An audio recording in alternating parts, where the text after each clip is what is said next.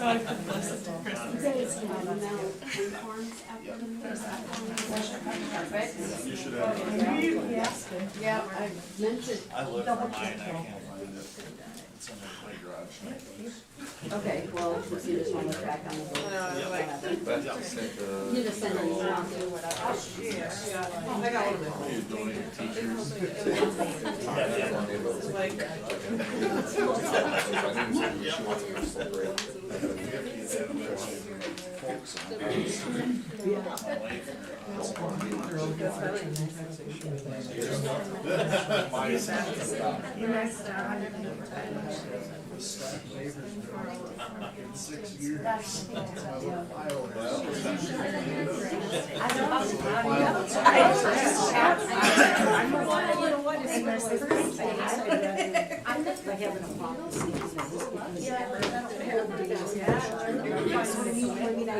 I don't know.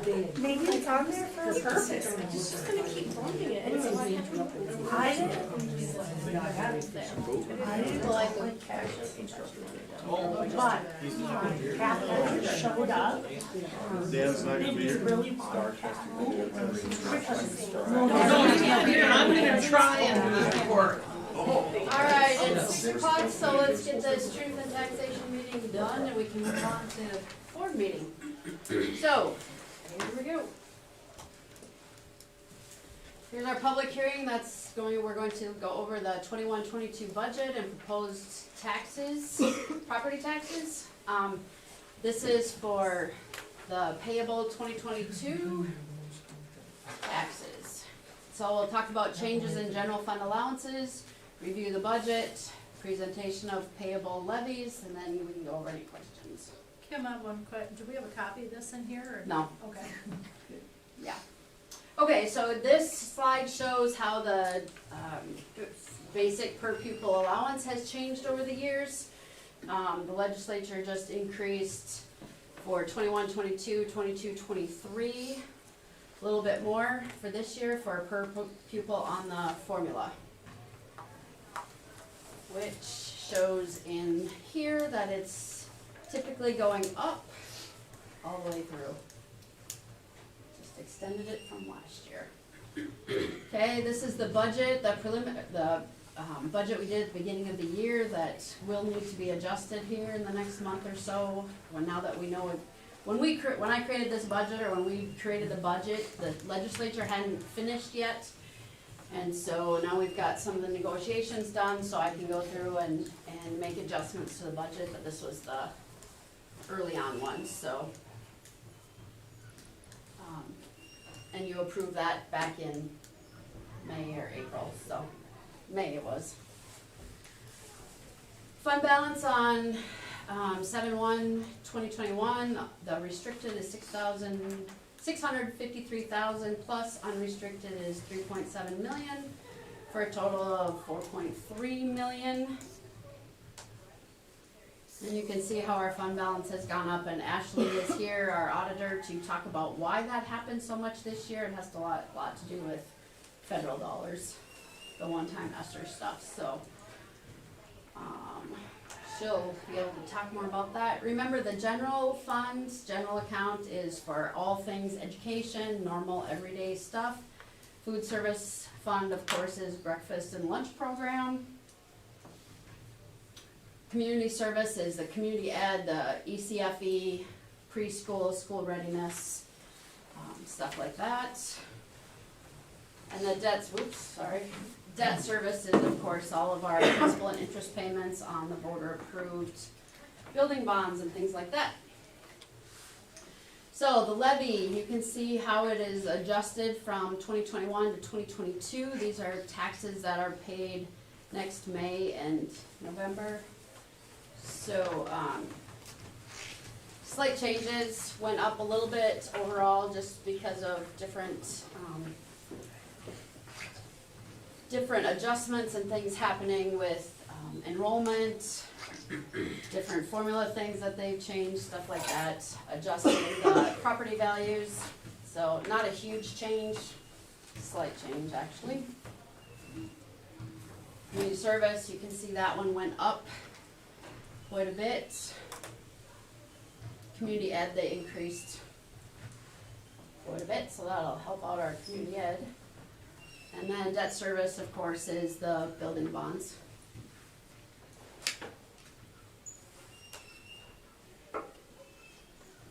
So you can see overall, we're up about 200,000 on that, mostly from general fund and community service. Okay. So it's basically a 5% increase. Based on the formulas that come with all the levy calculations. Any questions? Kim, the first people, I know it says it's going up, but has it ever reached the place where it was it plenty era? You know, where we had the bottom out, and they keep saying it's increasing, but has it ever gotten back to that plateau again? Are you talking about the era when the state came to the Yeah. schools and asked for Yes, loans? yes. Yeah, Yeah, we haven't, no. never made it quite. One back time to in my that yet. career I've heard of it, and that's the Okay. time you mentioned, yeah. Okay. But it's very frightening, I'm glad you bring that up, because it's very frightening, the thought that the state may have to borrow from schools.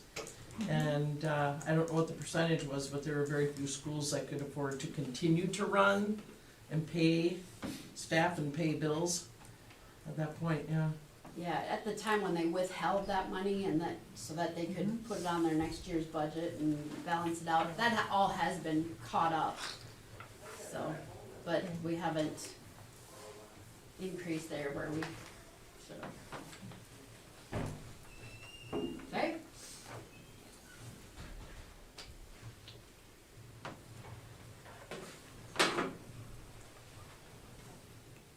You're done, Kim? Yep. All right, thank you. All right, let's call the school board meeting together at 5:06. Yeah. Pledge allegiance, everyone rise, please. Pledge allegiance to the flag of the United States of America and to the republic for which it stands, one nation, under God, indivisible, with liberty and justice for all.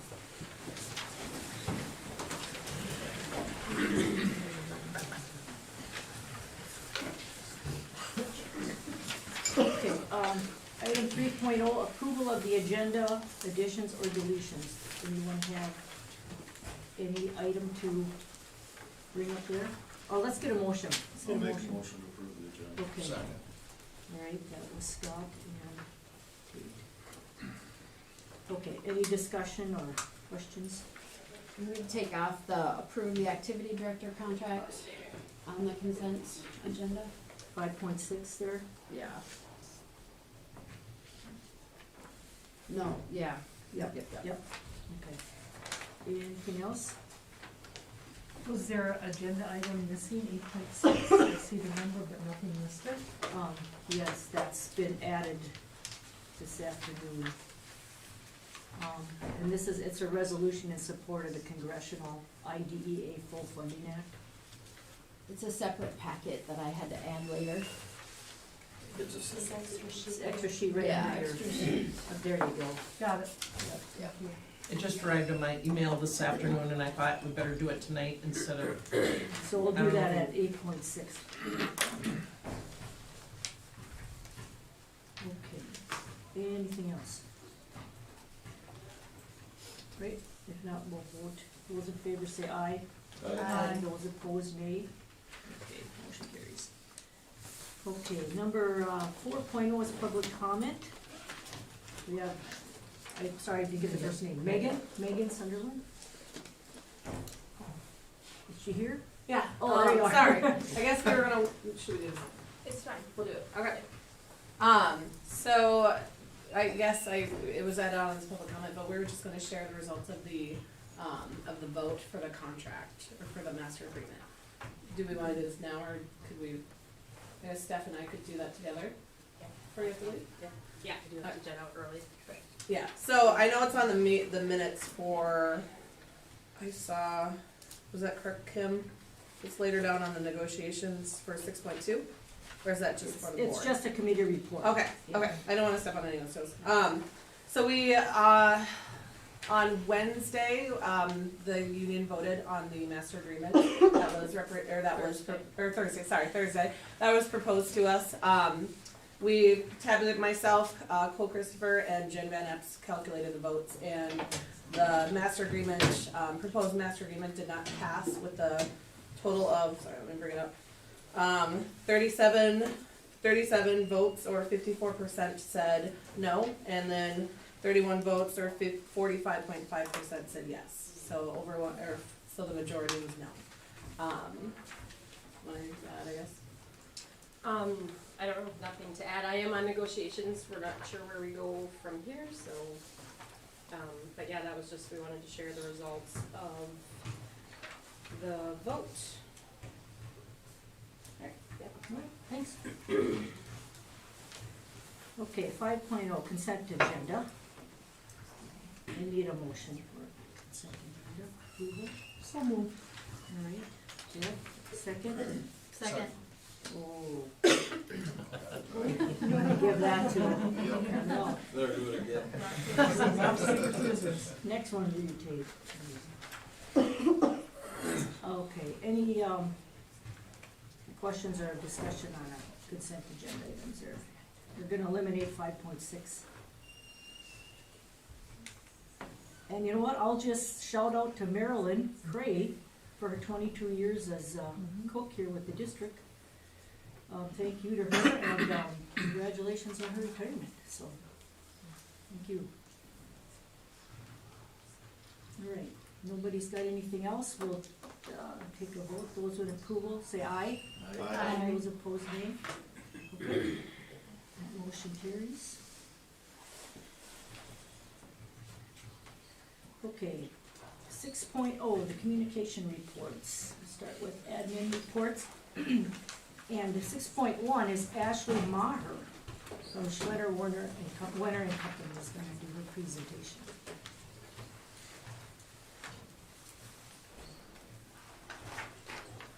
Alright, so as Kim gets that pulled up, I'll just kinda, introduce myself. So I think I've presented the past few years, but I'm a manager with Schletter, Warner and Company.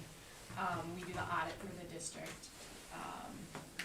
And this year we're presenting the FY21 audit. The results, we do it in this packet, and it's kind of a decreased version of the financial statements, which is more like 90 pages, so we shorten it down to about 9 pages, I think it is. Just to kind of give you the most important things, the things we're required to tell you, and of course, the financial information for the district for fiscal year 2021. How do I get help? Why is it showing the next slide? Help. Oh, I think it's in like present.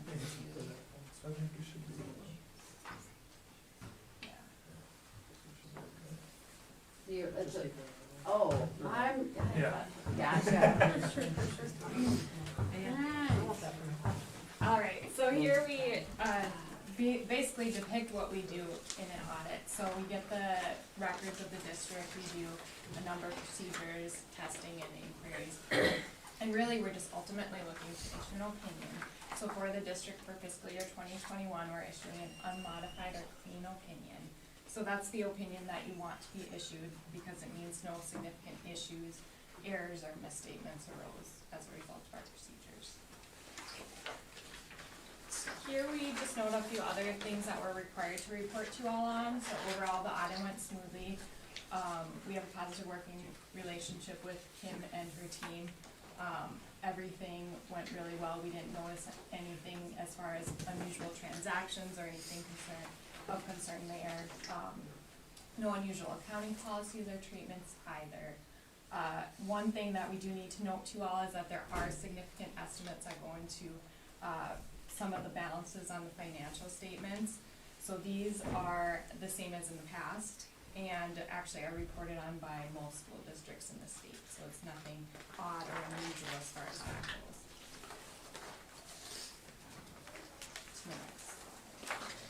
Internal controls, this also the same as in the past. So we assist in doing some audit adjustments for the accrual balances for the district. We also note that there is a lack of segregation of duties, very common for a district of this size. And then we also must note to all that we do assist in preparing the financial statements. Kim looks these over and we go through them with her, but we do have to note that we assist in preparing them. Any questions at all so far? Keep things moving. Minnesota legal compliance. So, as you might recall from in the past, each year we look at areas of compliance with Minnesota statutes. So these are areas that are required by the Minnesota Office of the State Auditor that we look at these. Upon our review, we didn't notice any non-compliance, so we did not report any findings related to that, so all good news there.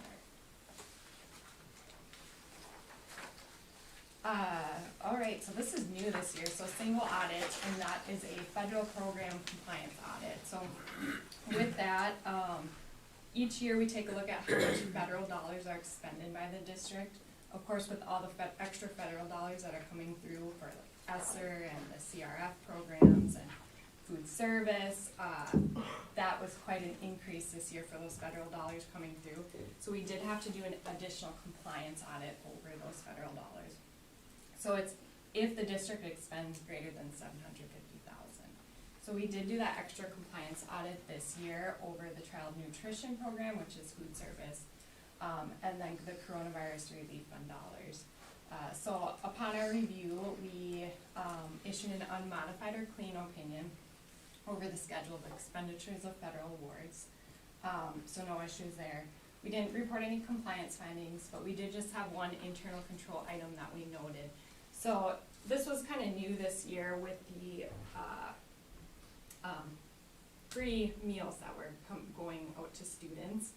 They had these additional forms basically that the food service program had to fill out, tally the number of meals that were done each day, and then sign those, and then Kim would submit to clicks how many meals were done, submit to the state. And as far as that went, there were some forms that did not have the signatures on them, so we did have to note that in our report. It was pretty common this year in a lot of districts we work with, because all of these forms and all of this compliance stuff was new this year. So it's not something we haven't seen on other districts. We actually saw it in quite a few. And one thing I did want to note as far as those signatures go, that's actually already been corrected, because the food service program actually is now running all that stuff through the point of sale system. So that's actually already been taken care of, so we have no concern for that as far as that is going forward, as we'll use those point of sale reports versus those manual sheets that need to be signed.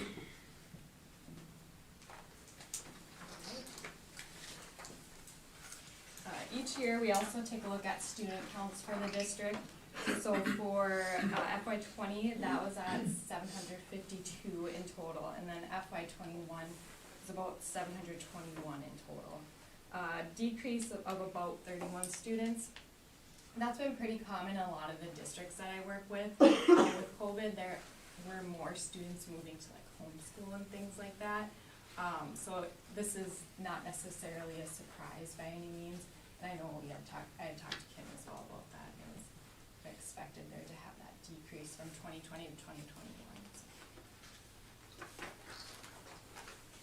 Alright, so taking a look at the numbers, we'll start off with the general fund, which had an increase in fund balance of about just under 877,000, and then ending fund balance of just under 4.4 million.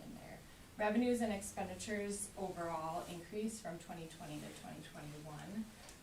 And then I'll actually go over those in more detail in the next few pages. So if we start off with revenues, the most significant increases were seen in state and federal revenues. Obviously, federal revenues, like we had discussed, pretty common on most districts that in the state because of those federal revenues that are coming through. Those being ESSER, which was about 400,000, and then CRF, which was about 178,000. So that makes up some of the increase of that fund balance there. Some expenditures that were to be, taken on by the district were paid for by those dollars versus out of the you know, the district's money that the district had sitting there. In addition, state sources you'll see had a pretty decent increase as well. A lot of that was special education. So that varies from year to year depending on participating students as well as the basically what the state has in their budget to give out as far as special ed dollars goes. And that increase in special ed, I should mention, was about 280,000, so that was pretty substantial. If we look at expenditures, actually, on the very next slide, on the flip side, you'll see exceptional instruction, which is what we would refer to as special education, had an increase in expenditures. So typically, there's correspondingly there. Revenues increase, expenditures increase as well for that program. Couple other items to note, you'll see some increases in like regular instruction, instructional support services, pupil support. A lot of that's the spending of those federal dollars, so tech devices for students and technological equipment that was purchased for basically COVID-19 related items. So that's a lot of that increase there is that spending of those dollars. And then one other item I should note is capital outlay decreased quite a bit. In prior years, I know we had the roofing project, I think in FY20, that was kind of being wrapped up. So that was the greater dollar amount in FY20 there compared to 2021. Alright. Taking a look at cash for the general fund, overall increase, and from FY20 to FY21, and that just sat at just over 4.1 million at June 30th, 2021. So fund balance for the general fund, I know Kim talked a little bit about this, but we do have some restrictions there that are set aside dollars that are required to be spent on certain things. So things such as basic skills, LTFM, which is building maintenance and upgrades. But then we have that unassigned fund balance, which is the spendable portion, which is at about 3.7 million. Any questions at all on the fund balance there? So we'll,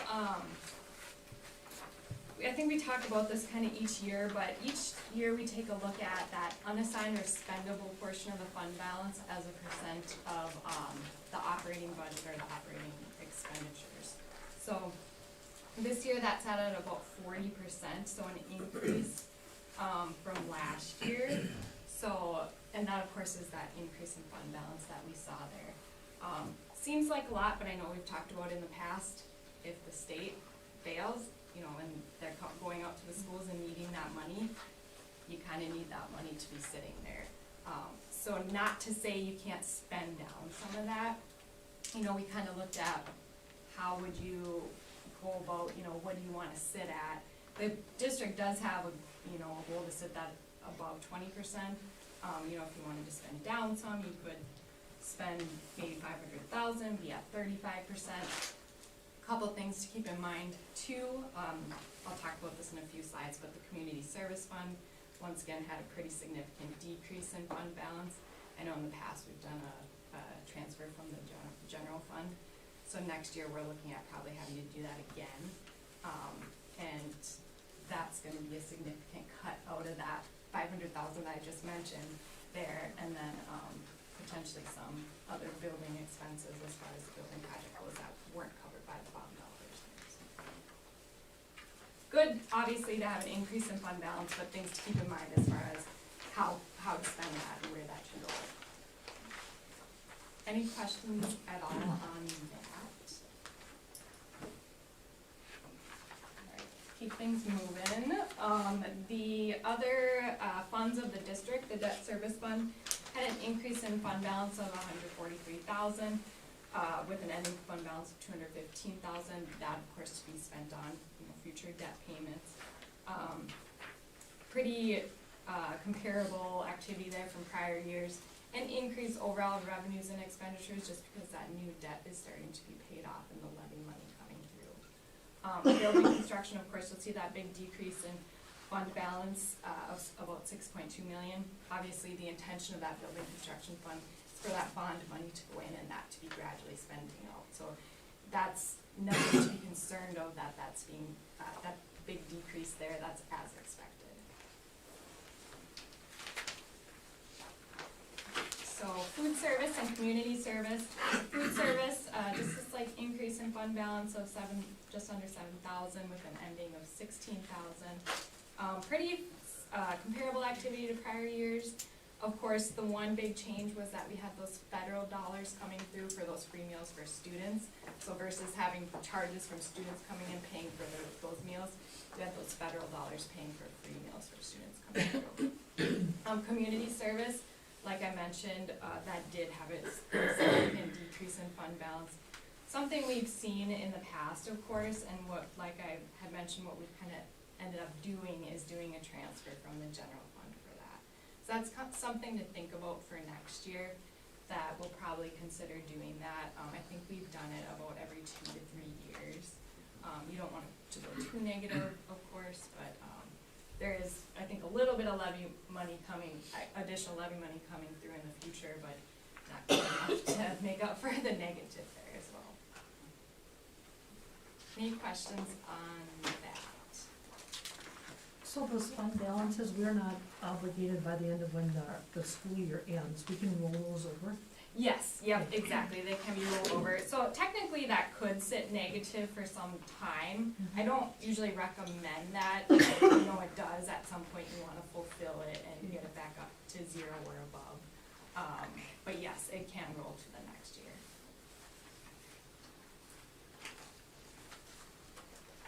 Alright, and then just taking a look at cash in those funds.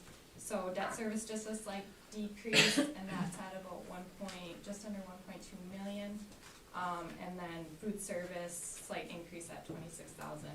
Community services showing as 0, because we do an interfund balance between that and the general fund, just to screw that up to 0 there. But technically the cash in that community service fund would be negative. And then of course excluded from the table is the building construction fund money, which is held with Ayers, the cash of the fiscal agent there. That's about just under 34 million there. Was at the time, I'm sure some of that has been said down. Alright, so we'll, just a couple more slides here. Government-wide assets, so this is for the district as a whole. Current assets, just a slight decrease, that's just the spending of the bond money on the project. Capital assets increase on the flip side, we capitalize that construction that's going on, so that's showing up as capital assets there. Otherwise, not too much change from year to year other than those couple items. Liabilities on the flip side, so those overall from 2020 to 2021 decreased, debt decreased, of course, paying off of debt.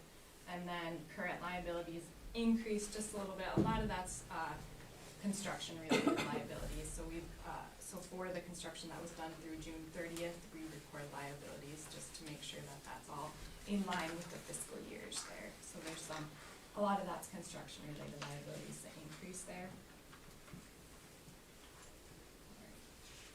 And then debt, as I just mentioned, decreased from 2020 to 21. That's paying off, making those debt service payments. So the first payments on the 2020 debt were made in fiscal year 2021. And then of course paying off that, continually paying off that 2013, which I believe was just refunded. So we'll see a little bit of a change in the debt service payments in the future on that, because there was some savings on that by refunding that debt. And then we do have an upcoming accounting standard, which is leases. So I just need to note that to you all, that we will be doing some review of with Kim of the district's leases, and then any contracts, and potentially recording that asset and corresponding liability for that. Some of the district's leases are already recorded that way, so it will be limited to some extent, but we will do a review of those contracts and make sure everything's in line with the new standard. and that is the only clinic standard, and then that very last slide just has my contact information, but if there's any questions right now, I'd be happy to answer them. No questions? All right, thanks, Ashley. Yeah. Okay, 6.12 is Jim Trulock, who's not here. We have the written one in our package. Alright, then we'll go on to 6.13, Mitchell Kent, elementary principal. Okay, good evening, everybody. We had our certified staff in service on Monday, November 15th, and Karen Schulte from the SWWC helped put that on with us about building relationships with students. So thank you to her for coming and helping with that. I didn't have numbers at our last meeting, but an update on our conference attendance. So that was on the 25th of October and the 4th of November. So with in-person and virtual meetings, we had a turnout at just under 97%. So I'm very happy with that. Then on the 1st, we had our last staff meeting, and that covered our teacher development and evaluation document, what our expectations are, and then just talked about the observations that have been ongoing. Classroom cleanouts, again in preparation for the move this coming spring, summer, fall. We have SPED classrooms are currently working on their room cleanouts, and title and office will be upcoming following this right after our Christmas break. Kindergarten through, K through 6, but it was K through 6. We had got to view the Willy Wonka musical on the 11th, so thank you to Joel and Phil for allowing us to come over for that. The K through 3 got to see like a teaser of sorts, so they sang some of the songs, and then the 4th through 6th grade got to see the entirety of the musical. Elementary students, voting was completed for the different side pieces of the elementary playground. So they got to see that. That was shared out with all the staff, so they were very excited for that. The elementary holiday concerts took place on the 30th at West and the 2nd at East. It was great to see all the students perform with a live audience, and to see so many friends and family in the gym. I'd like to thank Megan Erickson and Joel Gronseth for putting that all together. Then last year we had David Locke gave us a Hoop of Life presentation for 3rd through 6th grades that took place at East, and that was just on the 8th here this last week.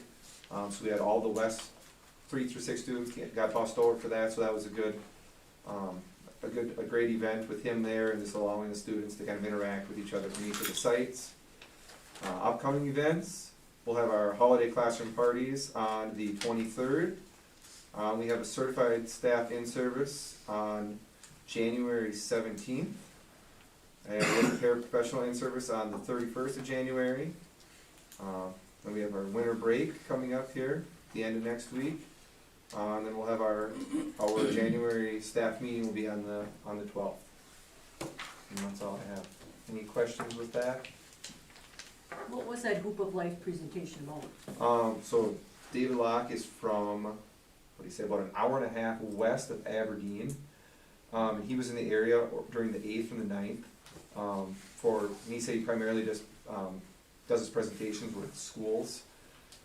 So he worked with, they said he's like a world-renowned hoop dancer, and then there was like 6-7 different flutes that he plays as well, and he just talked about how everybody can just kind of being together and just working with things. And I'm trying to think, I'm blanking on this here. It was, if anybody else wants to jump in. But no, with that, trying to put myself together here. Was it Native American? Yes. Yeah, okay. Oh, okay. Yeah. All right. He was on PBS or something, I think, or so that didn't. Yeah. Okay. And then he has a flute making workshop that he does as well, and he talked about, he said he could come back for that for some potentially older elementary students in the future, so. So sort of the cultural, Yeah. historical kind of thing, okay. Yeah, Denise kind of talked about some of the history of Native Americans in the area and just how the town names are, we say them differently than they were originally Oh, named okay. and. Okay. Interesting, okay. Any other questions before? Okay, then, 6.14, Judd Wheatley, high school principal, you got world's best workforce for us, huh? That is the season. Been waiting Oh, we do- all day for this. Wish I could say it's a labor of love. This, I say 'tis the season because the report is usually due about mid-December. And I'm very happy to say that it's been submitted already, yes. Due the 15th, I was able to get it done and report it to the state on Friday morning. Did a little happy dance in my chair, and now I have the presentation of that data for you. I want to acknowledge help from Beth Gustafson, Christine Klosterboer, Laura Brisley, and the secretaries. Without their assistance, I would not have been able to do this. And so here we go.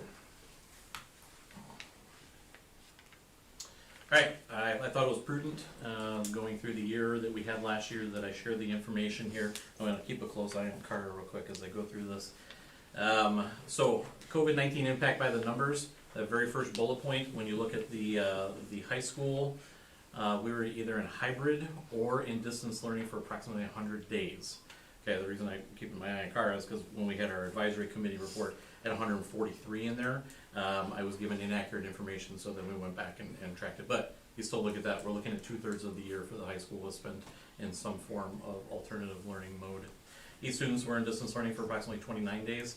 And again, for some context, you're looking at about 16 days per month would be where, when we're in school, do our 4-day week.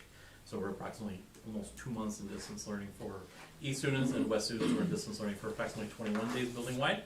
And then I did a real quick count from what I could remember. We had approximately 10 elementary classrooms that were shut down for distance learning, independent of the district, with at least 2 more that went hybrid later in the year.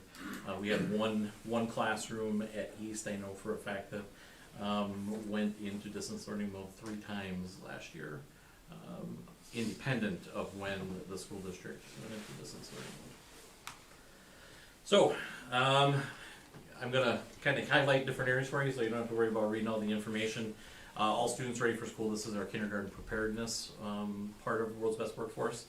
We have a goal of 95%, and we've hit that, I believe, every year that I've been here, except for this last year. So if you look at the far right-hand side, I have the percentage of children meeting or above. So we came close, and I feel like with the amount of disruptions that we had at the elementary level, that those are real solid numbers for where we're at. And so we had the SEL component was 85, and then our literacy was related to reading 87, and then 90% for our math. Our NCA reading proficiency goals, again, this is what is known as the Read Well by 3rd grade part of World's Best Workforce, and so our reading goal was 72%, and our actual came in at 48%. Now, you remember as we were going through the local data that I was presenting last year, I was pretty bullish on it. I was pretty excited with how we were doing. I do want to point out this is MCA data. And I've actually already talked to Mr. Kent about providing a fall to winter benchmarking report for the school board at an upcoming meeting. I believe those are, as we were talking about it this evening, I believe the benchmarking should be taking place before Christmas break, right? Yes, Yes. some models. Okay, perfect. Now we're jumping into the high school portion. All students college and career ready by graduation. We like to track our ACT data on this one. I do want to highlight, oh boy, it's moving a lot slower than my hand. If you look at the 3rd one down, you can see that we were unable to report in 2020 because we did not do testing for our 11th graders. So what we did into 21, we tested the 11th graders and we tested the 12th graders. So you can see we have a 19.2 and then a 19.0 would be for our seniors, so we average out at 19.1. One thing I think that's important and why this number is important, is because the higher your ACT score, the more eligible you are for scholarship money. So of course, we always want to try and get our students as much scholarship money as possible to go to school. And, but the flip side of that is due to COVID, I believe most, if not all schools in Minnesota are not requiring the ACT at this point. So if and when that will come back, I do not know. We also have a goal for our job shadows, which is something that Ms. Brisley puts a ton of time into. Our goal was for 77% of 21, with a long-term goal of our seniors hitting 100% by 2025. And our actual was that we could not report that because due to workplace restrictions and school restrictions, we were not able to do our 2020 job shadows. But we did do them this year, and I believe, Laura, I think we only had, what, about 3 or 4 that weren't able to do it, if I remember correctly? Not everybody was able to do it on the exact day that we had it scheduled for, Yep. but, yeah, it was just a handful that didn't get one done overall. So really high success rate, and a big shout out to the area businesses that open up their doors to our students. You know, this one you want to go top to top and then underneath the dash to underneath the dash. So this is our, we're looking at earning college credit, which is something that's important for our students because then they're not having to spend money in either district money as part of PSEO or parental money when they go to school.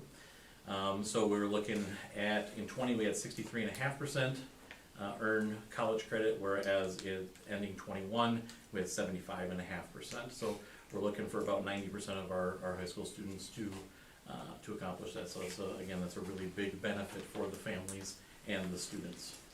And then we like to have our students to all have a plan for what they're going to do when they graduate. And so last year we had 86%, and then in 21 we came in at 84%. So a slight drop there. I do want to point out that each student represents approximately 1.7 in a graduating class size, about 60 students.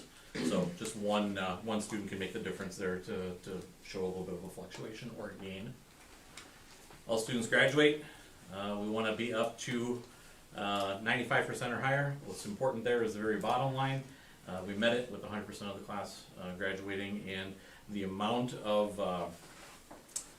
work, Ms. Brisley and I were talking about this the other day, the teacher support, the administrative support, counselor support, social work support, in order to meet the needs of the students and the families to try and get those students to walk across the stage, it's tremendous. And a lot of work goes into helping these kids try and figure out what the path is, and it's an ongoing thing. It's not something that just pops up at the end of the year. We don't want it to pop up at the end of the year because then we'll probably run them a little too late at that point. So the quicker we can get on these at the beginning of the year, the better. Seems like we probably have a couple meetings a month just to make sure that the students are on track. Okay, so A&I is achievement and integration. This is money that we get from, actually, you know what? I forgot one of my talking points. One of the things I'd like to point out here with the graduation piece is if we have a student who leaves McRae and say they go to, pick a state, Iowa, and they don't enroll in time in a school district, or they do not enroll, period, their number still counts against us as their last district. And so whenever we have these numbers that cycle through, it's not always necessarily the students who are in building or in district that count for or against us. So actually they count for us because they're in district. They do not count against us if they're not with us. However, you know, it's the catch-22 with what we've got. We've got to count them as part of our numbers. Is that for any district they've moved to, or just out of state? It'd be any district. Any district, Yep. so even if they move to one or something. Yeah, I used to run into it during my teaching career. I ran into it with students who would go into care and treatment, and then all of a sudden you've got who's responsible for the student at that point, and you know, depending on funding and that kind of stuff, there might be a little bit of wrangling that has to happen. But that's one way that students can kind of get lost in the shuffle, is if they have to go into some sort of state program. With the A&I, this is money that we get, because we are bordering Wilmer. The money from this is going to paying some salaries for our reading coach and I believe for our data coach. And so I just have the goals on there for you right there. Goal 1, the FRPL, that would be our free reduced student population. So what we're doing is we're taking our general student population, taking their score, what is our free reduced population, and we wanna try and get them to balance as much as possible. So we have goals put in place so that our free reduced student numbers will go up. So we have a reading goal there of 28, from 20 all the way up to 43%, and this carries over every 3 years. We have to reapply with new goals every 3 years. Traditionally, it's a math-based goal, but we added reading as part of that this year, or for this 3-year cycle, but we still keep a math one in there also, since it does impact math. And then our math proficiency, we're looking at going from 37 to 52%. We also have and the reason I'm holding off on giving you more information is I have a separate slide that says what the results of those are. We have our equity and access to effective teachers. What we've done in this is we use our metric for our standards-based teaching, which would be the LSI, if you remember that acronym, the Learning Sciences International, with teachers being skilled at delivering standards-based instruction. We were at 84% in fall of 20, and we want to get up to 100% by fall of 23.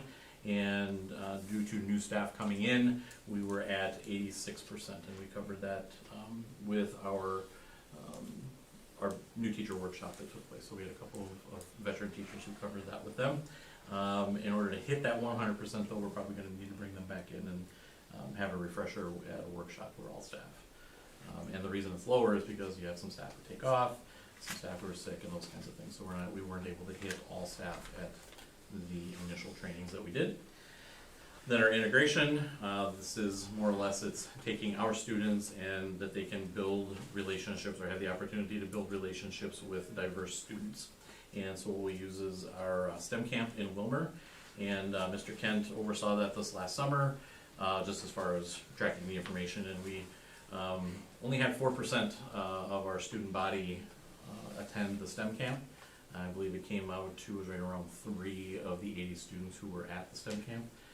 I firmly believe that one reason, well, we have multiple reasons, but one, COVID, let's get them not in the classroom, that's number one, but number two, we have a very robust community ed program during the summer, and I feel like, I don't feel like I know the parents absolutely love the community ed programming that we have over summer, so getting kids outside, running around playing baseball and softball and different activities is something that's really important, so.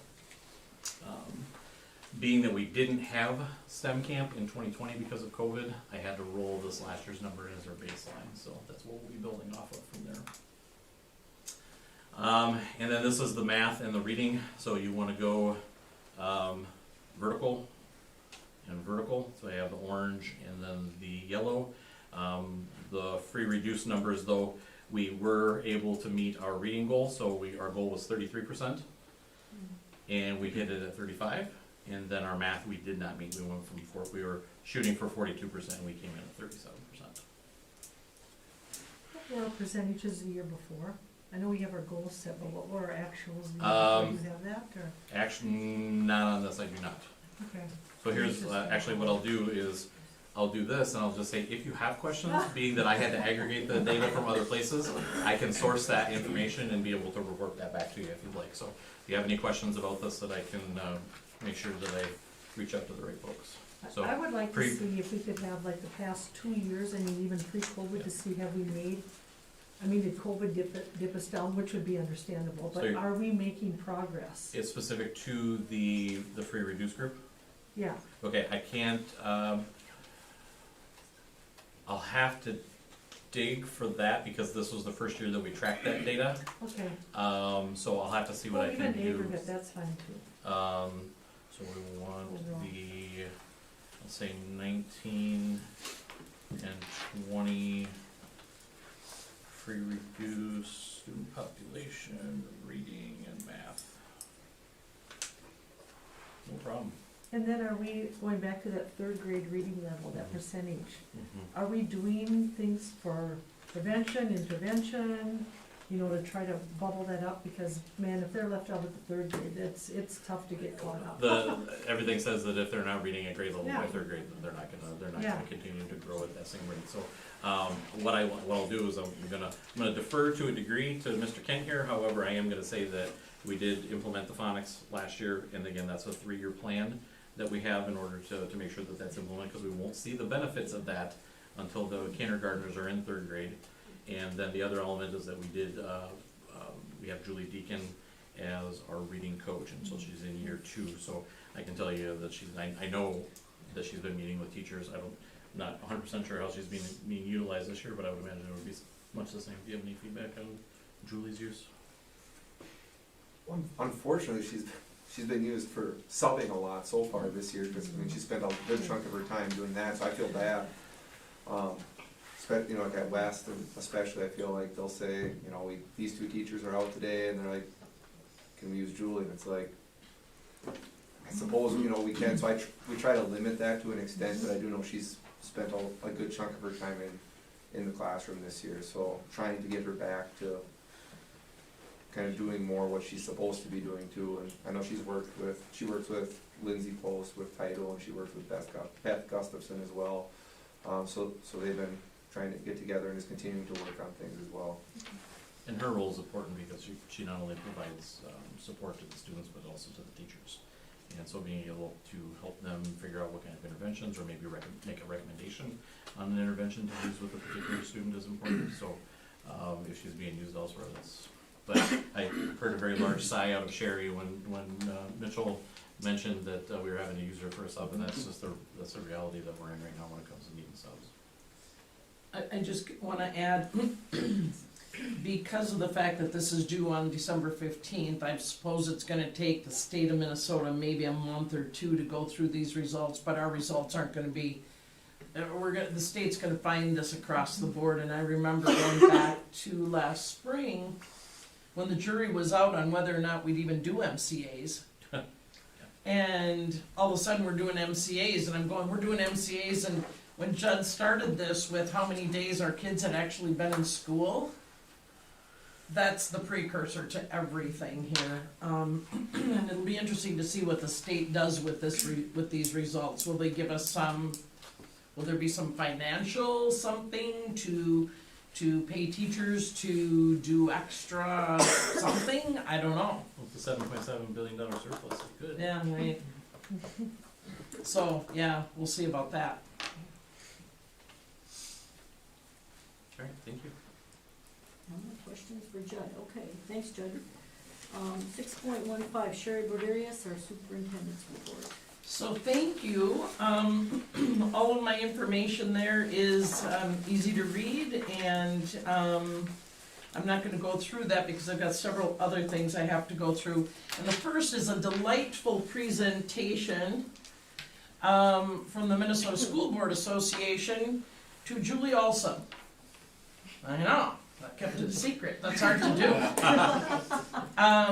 This is a certificate from the Minnesota School Board Association, and they said, enclosed, you will find a certificate of training honoring Julie Olson for completing the MSBA Leadership Development Program, which has been accomplished by Julie successfully attending the Leadership Workshop Series Phases 1, 2, 3, and 4. And this is the certificate for Julie. So, you go, Julie. Thank you very much. Yeah, well, surprise. Thank you. Along that same vein with MSBA, I think you all know that the conference is coming up again in January, just as it always is, the second week. Julie and I are going to attend this year. If anybody else wants to join us, just let me know. Kim's thinking about joining. I'm not sure if she will or not, but if anybody wants to join us, you're welcome to do so. Secondly, the Project Oversight Committee met today, and I have heard from Ardell Tenson, the mayor of Raymond. If you find in your packet this letter listed draft, is from Ardell. He has indicated in the letter that I sent to the mayors of both communities at Maynard and Raymond, he has indicated on the checked box, and you don't see that here, but the third letter I sent asked, please check the box, are you interested in purchasing the school. Ardell sent this back, with the box checked, yes, we're interested in purchasing, the community is interested in purchasing East Elementary. The next step is, just stepping back a little bit, I reported back to you in November that I was sending these cycles of letters. Chris Zemer and I have met with Ardell a couple of times. We went through the building, a tour with him in the building. I've met with Richard Grotus, the mayor of Maynard, several times. I was intending to reach out to Richard, but calling Barb Gunderson, and I got Richard by mistake. He says, I think I recognize your name. So, you know, like they say, only in small towns can you call the wrong number and still have a 15-minute conversation. But what he told me in that conversation was he is planning another meeting with the Chippewa County commissioners on December 22nd. So Ardell has sent this, and on the 22nd is a meeting, and they will discuss possible future use of the building at the West Elementary building. Chris and I would like to meet with Ardell at some point very soon to go through this, to make sure that there's full understanding of what does this all mean, what are the implications for the school district, and what are the implications for the city of Raymond. Carmel and Julie also sat in on that meeting today. Do you have anything you'd like to add? I was just gonna say that, we just need to get more information and clarification on the information in that draft, because there's a lot of questions there that aren't answered, a lot of information that's lacking, so. Once we get that back, we'll take another look at it and see what we think, so. That's all we can do. So, Carmel, Questions on anything that, else? or- That's Yeah. pretty much, The only other notes that I had written down was, there's possible demolition issues with this that we have to look into, so. So, like I said, we'll, Chris and I are wanting to meet with Ardell, soon, to talk more about this, so we make sure we're all on the same, page. Yeah, we're trying to keep that page. to our timeline too, of having this decided by January, so they can get out their RFPs for demo, if that's the way it's gonna go, so we're kinda trying to push this thing. No, and that's why I say conclusion here pretty quick. the cycle of letters, the continual reminders Yeah. and meetings with people to, Right, because I did ask Chris, if the demo is the way that things happen, when will that happen? He said, well, it'll be probably fall before that's completed, so, that's if we're starting in January and getting everything going, yeah, right. So, I got a question. Do we need to advertise that property, or can we just sell it to an interested party? I don't know. we I should think ask that's the Chris next steps, Yeah. is to see, I think first we wanted to make sure that each of the communities had an opportunity. And, we've involved our attorney along the way, kept the project oversight committee apprised of what's going on. And, Chris has actually worked with school districts that have done this and Okay. written an agreement with, so it's good to have him, that he knows how that all works, so. And I think also consider what was in the review and plan, Yeah. how it was spelled out in there, so. No, I'm good with it, Something I to just wanna consider, make yeah. sure, and I know you guys are watching all that stuff. Well, yeah, well, like Sherry said, we're You just want trying to give something to come in at the the little end. towns a chance, first, Yeah, right of refusal or whatever, and move from there. But yes, the partial demolition with that Raymond building creates some issues in its own right, so we have to be really careful about that, so. What is the final timeline for having a signed document? I mean, when do? It will be, the reason we need to meet with Ardell very soon, and I'm very interested in Richard's meeting with the county commissioners on December 22nd, is because we do have that January 1st deadline. Okay. And then, there'll be a fair amount of work in the meantime. Like Carmel said, the other thing to remember is what did the review and comments say initially? So there's several things at play here, and in January, this board will have to make a decision on what your final decision is, based on conversations with Ardell and Richard.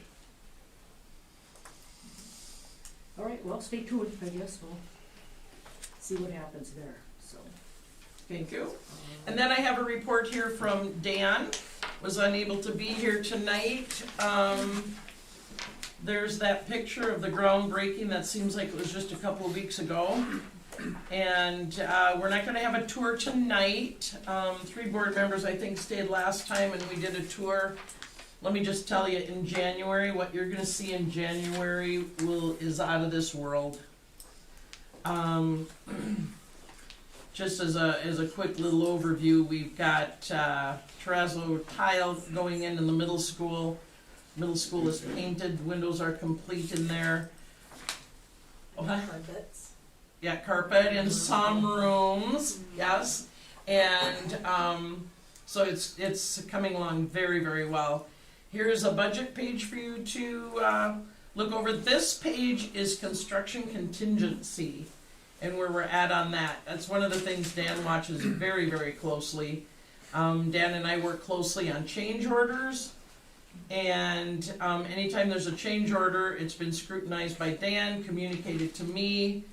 Then the contracts, what I really like is that the contracts that I'm to sign after a change order indicate what was the initial cost, does the change order impact this, how does it impact it, and then what's the it kind of shows a running total as we go along, so.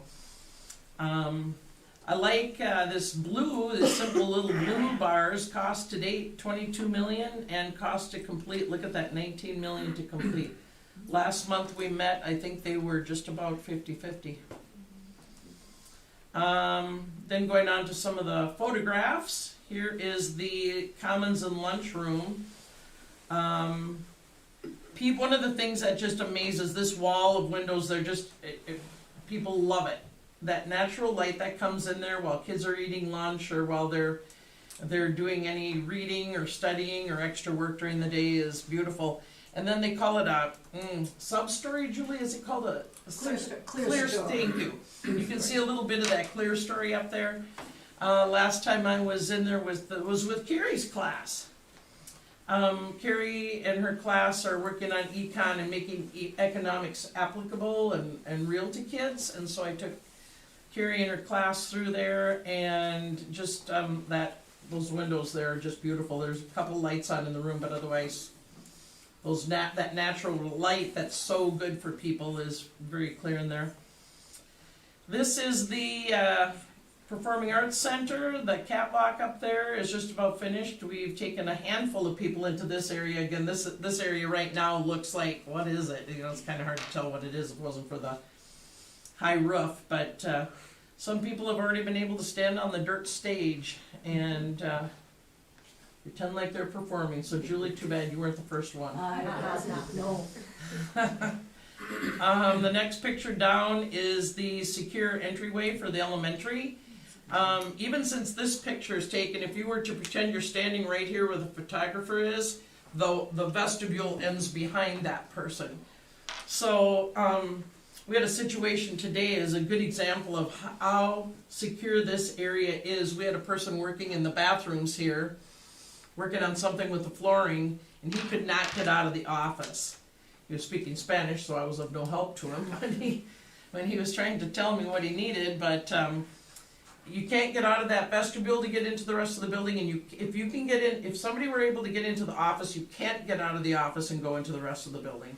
It's called no man in security. So, and that's another beautiful glassed-in area. And the basketball hoops are in the storm shelter gym. We have 6 of them in as of last Friday, and they were installing the batting cages. elementary area JK is prepped for concrete. I don't know if I told you, but this yellow plastic is a vapor barrier to keep argon and radon out below the concrete. And today, was it concrete poured Kim and Jay? Pour We J just today. got I think one. he said he poured He J said today. Jay today. J today, K tomorrow.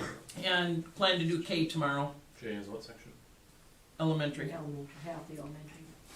Half the first through fifth grade section. And that's me talking to Michelle Fishbach was here one day. Wilmer Electric is a staunch supporter of Michelle Fishbach, and one of these guys was from Wilmer Electric, and one of them, maybe these are both Wilmer Electric, but she had her aide with her that day too. So she invited me to share all my opinions about how I think the federal government should support schools. So got some notes here. There you have it. Merry Christmas. Alright, looks great. It's amazing how quick, I mean, from one week to the next, I'm not coming into town every day, but just in a week's time, the difference that you see, so, And there's less changing on the outside now because most of the work is happening on the inside. yeah. So, yeah, wait till January, that's, and remember to wear proper footwear in January.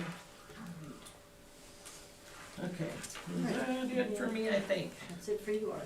Any questions for anybody, from anybody? Can I add something real quick? Sure. No, it's not your report, but being here and seeing Brad and the comings and goings and the noise and stuff outside, he was telling me the other day, we had upwards of 100 extra employees working in that area. And, I mean, I'm sure Megan may have known, but really, I mean, short of some kind of ancillary noise from the outside coming in, you would have no clue that all this was going on any given day. Yeah, I have been impressed with ICS and their handling of this job and their coordination and all of that, and, you know, what they do to keep kids safe and their employees safe and everything, so kudos to them. They're doing a good job. And we are ahead of schedule, yet, as far as I know. Mhm. Which is good. And the weather's been a big part of that too for Yeah. us, so thank you to whoever for that, so that's really helpful. Okay, 6.2 committee reports, I guess we got negotiations and that's you. Okay. We did have a tentative agreement with the teacher negotiators last time we met. They brought it to a vote this week, as Megan reported to the teachers. They got voted down 31 to 37. I guess we're pretty disappointed it failed, because we thought we had a good contract with a nice pay increase over 2 years. I guess we'll just wait and see and hear back from the teachers, because I guess as of right now, we don't know why they voted it down, so we'll just have to wait and see what they come back with. Okay, any questions for Scott? No? Right, we'll go on to 8.0, business items. 8.1, certify the 2021 payable and 2022 property tax levy. All right, I need a motion on that. I'll make a motion on 8.1. Scott, second? Second. And Mel. All right, questions, discussion on that? Anybody has anything? All right. If not, we'll just take a vote. Those in favor say aye. Aye. Those opposed, nay. Okay, that motion carries. Okay, 8.2, approve the 2020-2021 audited financial statements. Can I get a motion on that? So moved. Second. All right. Kate got in there for the second. Everybody? Okay, discussion on item 8.2. Any questions, anything? Okay, not. Those in favor say aye. Aye. Those opposed, nay. Right, that motion carries.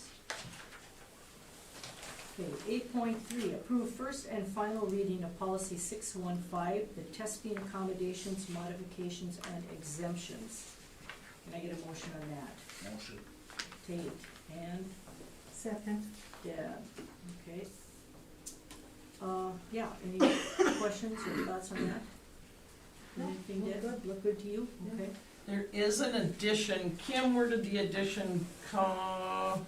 It's right in the next pages. right Okay, after. in your packet. This is real. These policies that you guys work on are very real. I see Sonia. Sonia, raise your hand so everybody knows who you are. Sonia's our new EL teacher. And super happy to have her aboard, and now we can look at part B there on page 2, alternate access for EL kids, and we've got it going on now, and that's fantastic. I also wanna credit Ally Fricky for her work. She attended a 504 meeting, and that whole back page that you have here comes from her and a legal conference she went to, so I figured it was time to get this to the board on a timely basis, so. All right. Nothing else on that, we'll take the vote, those in favor say aye. Aye. Those opposed, nay. That motion carries.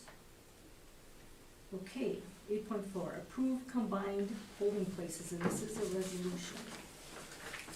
So can I get a motion on it? I can make a motion. Cornell, Second, go ahead, Scott. Scott, Cornell and Scott. I just wanna make a motion, I wanna read it.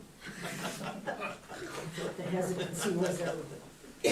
All right, can you read that, Carly, all the combined polling places, I got it here. Yeah. It's on the Okay, Be it resolved by the School District of Independent School District 2180, State of Minnesota as follows. Pursuant to Minnesota statutes, section 205A 11, the precincts and polling places for school district elections are those precincts or parts of precincts located within the boundaries of the school district which have been established by the cities or towns located in whole or in part within the school district. The board hereby confirms those precincts and polling places so established by those municipalities. 2, pursuant to Minnesota statutes, section 205A11, the board may establish a combined polling place for several precincts in school district elections not held on the day of a statewide election. Each combined polling place must be a polling place that has been designated by a county or municipality. The following combined polling places are established to serve the precincts specified for all school districts, special and general elections not held on the same day as a statewide election. Combined polling place, McCray High School, 711 Wolverine Drive, Clare City, Minnesota 56222. This combined polling place serves all territory in Independent School District number 2180.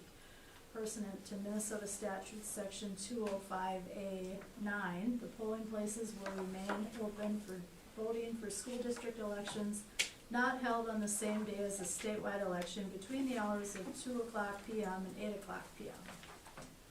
Note, see section 3.6 of the election manual regarding certain restrictions on voting hours. The clerk is directed to file a certified copy of this resolution with the county auditors of each of the counties in which the school district is located in whole or in part within 30 days after its adoption. As required by the Minnesota statutes, section 204B16, subdivision 1A, the clerk is hereby authorized and directed to give written notice of new polling place locations to each affected household with at least one registered voter in the school district whose school district polling place location has been changed. The notice must be non-forwardable notice mailed at least 25 days before the day of the first election to which it will apply. A notice that is returned as undeliverable must be forwarded immediately to the appropriate county auditor, who shall change the registrant's status to challenged in the statewide registration system. If a combined polling place is changed, the change must be adopted at least 90 days prior to the first election, where it will be used unless that polling place has become available for use. okay. Has anything discussed on that? I'm wondering, did we reach out, would we consider, since it's all gonna be in Clare City, using maybe the community centers in Raymond and Maynard for polling places? Instead of the school? Well, the school is gonna be there, but that's why I'm assuming it's being That's changed. why we made it into one, because this, So an we election would combine. happen in November. Right. Cause that's what they If the vote election currently. is on the regular general election day, then it would be wherever it normally is. This is only if there's a special Okay. school election. And the cities don't really wanna run our elections out of their buildings or community centers or anything. And we asked them, so we know that. I've asked them in the past, but I guess I didn't this time, but this has to be done by the end of the month. We can change it for next year. You mean, are you meaning in the outlying community, so it's not all of it? It's Yeah. Okay. And we can have it, we just have to pay them to run it out of their, wherever they normally have it. So wherever Raymond normally has their polling Mhm. place, they would just have to run it out of there if we needed to have it in Right. there. Yeah. Mhm. I Maybe we think- could reconnect with them again to find out, or, Yeah, I think between this and the absentee ballot procedure, that we can make this work. I think it disenfranchises a lot of individuals, especially elderly, who might not be very, accustomed to the procedures and all the processes that go along with absentee balloting, and it'd be a great way to keep the communities engaged. Well, if you live out in the country, you gotta drive regardless to one place. I mean, it's not like you can just walk down there and do it, so, I don't know if this is a whole lot different, if I have to drive to Raymond or if I have to drive here. Well, if you drive from County Road 5, there's a difference. No, but I mean, it's still, it's not like it's not like I live in town and I can just walk down and do it. I mean, I have to get in my car and drive anyway to the polling place. I just think it would be nice if we could keep something in those two communities, just to offer that. And if we don't, then I do think we will disenfranchise many of our voters. Well, we only need this if there is a special election, that probably isn't one coming in this year, so. It's we not can on the do it general again. election day. Yeah, so we could, Maynard did reach out and ask if we wanted to do this again, and they were totally fine not having to deal with it, so. I'll make sure next year to contact both. Can we just table this till? No, we that's have fine, to just do if we it? can check it later, that's fine. It has to be done. Okay, all right. Okay, any other discussion then? Okay, if not, we have to do a roll call on this, so go ahead, Carmel. Yes. I'm a yes? Yes. Yes. Yes. What you mean? Yes. Kate? Yes, Okay, all right. So, resolution pass and adopt that one. Let's see, number 8.5, approve the world's best workforce report. We need a motion for that, I'll make a motion to Great, approve Scott. the world's best workforce. all right? Second. And Lee. Any questions or discussion? No? No? We'll take a vote, those in favor say aye. Aye. Those opposed, nay. Okay, that motion carries. All right, and then 8.6 is that IDEA resolution, which is resolution in support of the Congressional IDEA Full Funding Act, which was released on November 16th of this year. So, I need a motion. Your turn, Mike. Yeah, I know, I figured I'd better do my part. I guess I'll make the motion. Okay, Lee. Second, I'll second all right. As long as Scott reads it. it. No, you spoke too late. All right, go ahead. Should I read it? Go ahead. All right. Whereas, Independent School District 2180 McRae School District recognizes the need for a strong investment in the Individuals with Disabilities Education Act, which is called IDEA. And whereas the Individuals with Disabilities Education Act was first enacted in 1975 to help ensure that all students with disabilities will have access to a free, appropriate public education, and IDEA's enactment more than 45 years ago, the current federal investment in IDEA is less than 14%. And whereas with the enactment of IDEA, the United States Congress committed to fund up to 40% of the additional cost of special education, thereby promising to provide up to 40% of the national average per pupil expenditure, which is currently estimated at $13,828 by the U.S. Department of Education, and whereas our nation's school districts face an increased demand for greater resources to fulfill the needs of students under IDEA, including those for students affected by multiple disabilities whose individual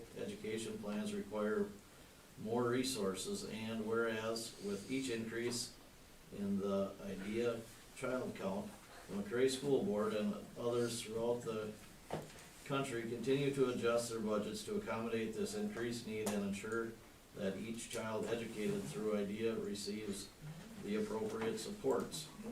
With some school districts dedicating 40% or more of their general education budgets to special education services, and whereas McRae School District has more than $745,905.96 cross subsidy for FY20, which is a one part of the statewide cross subsidy. That was more than $673 million in FY20 and is expected to grow to $806 million in FY25. Be it resolved that the McRae School Board supports the IDEA Full Funding Act that will strengthen the federal investment in special education by authorizing a 10-year plan to fully fund the federal share of IDEA, and be it resolved that the McRae School Board urges Congress strong bipartisan support for and passage of the IDEA Full Funding Act, and now therefore be it resolved that the McRae School Board remains committed to providing students with disabilities and their families the supports they need. Motioned by me, seconded by Scott, to approve resolution in support of the Congressional IDEA Full Funding Act. Thank you. Yep. Any comments? Discussion on that?